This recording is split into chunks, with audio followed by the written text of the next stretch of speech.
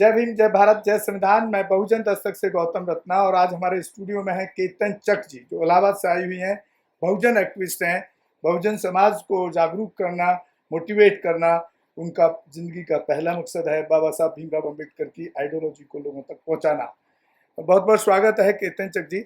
आज हमारा जो क्वेश्चन है आपके साथ में, जो हिंदू कोड बिल है उसको हमारे भारत की महिलाएं बहुत कम पढ़ती हैं या बहुत कम महिलाओं को जानकारी है। तो आपने तो काफ़ी पढ़ा होगा क्योंकि आप ऑलरेडी लॉ कर रही हैं।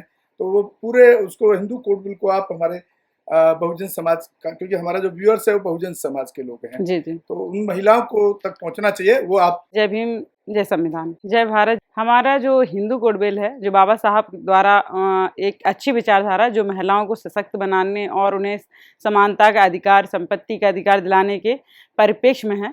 और उसकी जानकारी महिलाओं तक इसलिए नहीं है क्योंकि हमारे यहाँ जागरूकता बहुत कम है और लोगों को, लड़कियों को शिक्षा के क्षेत्र में हमेशा से वंचित ही रखा गया है। आज हम आपको बताएंगे हिंदू कोड बिल के बारे में। बाबा साहब ने हिंदू कोड बिल जो है महिलाओं को सशक्त बनाने के लिए सबसे प्रथम उन्होंने ये कदम उठाया, जो कि आज तक कितने भी आंदोलन हुए लेकिन वो आंदोलन सफल नहीं हो पाए थे। तरह तरह की महिलाओं को सशक्त बनाने के लिए आवाज़ें और आंदोलन किए गए लेकिन उसका कोई भी निष्कर्ष नहीं निकला। लेकिन 11 अप्रैल 1947 में बाबा साहब अम्बेडकर ने हिंदू कोड बिल बनाया, जिसका मकसद और प्रथम उद्देश्य यही था महिलाओं को जागरूक करना, उन्हें सशक्त बनाना, उन्हें समानता का अधिकार देना, शिक्षा का अधिकार देना।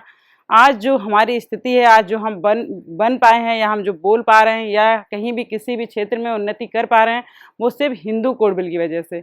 हमारे भारत में जो महिलाएं हैं उन्हें जानकारी नहीं है और ये जानकारी ना होने के कारण, उन्हें हिंदू कोड बिल पता होने के कारण उनके जो अधिकार हैं या उनकी जो भी समस्याएं हैं वो सॉल्व नहीं हो पाती है। जब हमें अपने अधिकार ही पता नहीं होंगे तो हम कैसे किसी भी समस्या को सॉल्व कर पाएंगे। हिंदू कोड बिल में महिलाओं को संपत्ति का अधिकार, पहले ऐसा होता था कि कोई भी स्त्री होती थी उसे उसके पति के मर जाने के बाद भी संपत्ति से बेदखल कर दिया जाता था या उसका कोई भी आसरा नहीं होता था। लेकिन हिंदू कोड बिल में महिलाओं को संपत्ति का अधिकार दिया गया।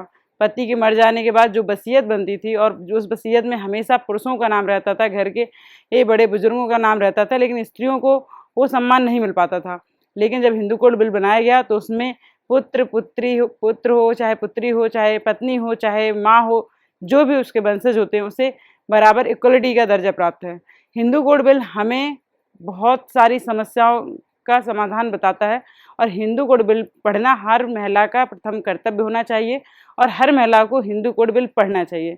जिस दिन वो अपने अधिकारों को जान लेगी, समझ लेगी और अपने अधिकारों को मानने लगेगी, जानने लगेगी, समाज में जागरूकता आएगी। और बाबा साहब अम्बेडकर ने जिस तरह से कहा था कि महिलाओं के सशक्त होने से भारत सशक्त होगा, क्योंकि महिला जब शिक्षित होती है तो उसके बच्चे, उसकी पीढ़ी और पीढ़ी दर पीढ़ी लोग शिक्षित होते चले जाते हैं, अंधविश्वास और पाखंड से दूर होते चले जाते हैं, क्योंकि उन्हें पता चलता है कि शिक्षा से ही हम आगे किसी भी क्षेत्र में अचीवमेंट कर सकते हैं। बाबा साहब अम्बेडकर जी को ये सारा श्रेय जाता है। उन्होंने ही महिलाओं की दशा को देखा।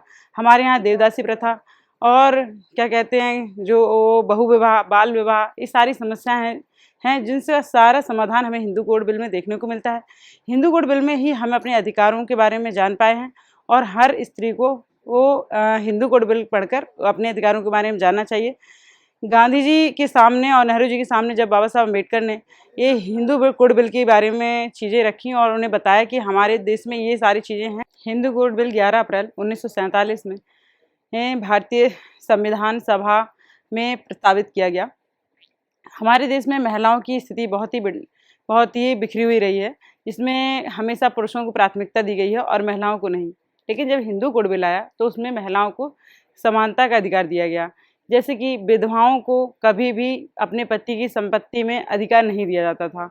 लेकिन जब हिंदू कोड बिल आया तो उसमें प्रावधान किया गया कि पति की जो संपत्ति है या पिता की संपत्ति है उसमें भी बेटियों को अधिकार दिया जाएगा।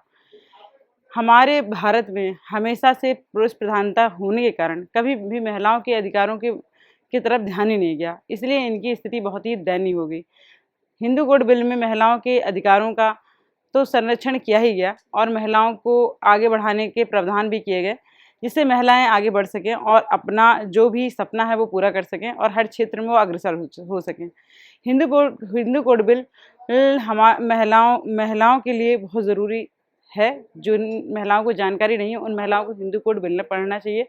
हिंदू कोड बिल में जो हिंदू धर्म में शादियाँ होती थी तो एक पुरुष अनेक शादियाँ कर सकते थे, लेकिन जब हिंदू कोड बिल आया तो उसमें हिंदू धर्म को में एक ही शादी के लिए बाधित कर दिया गया, जिससे कि ये समाज में कुछ अच्छा संदेश जाए और महिलाओं के अधिकारों का जो भी हनन हो रहा है उसको रोका जा सके। हिंदू कोड बिल इसलिए भी हमारे लिए ज़रूरी हो जाता है क्योंकि हमारे पास बहुत सारी रूढ़ियों में हमें बांध के रखा गया और उन रूढ़ियों से हमें निकलने के लिए शिक्षा का अधिकार होना बहुत ही ज़रूरी था।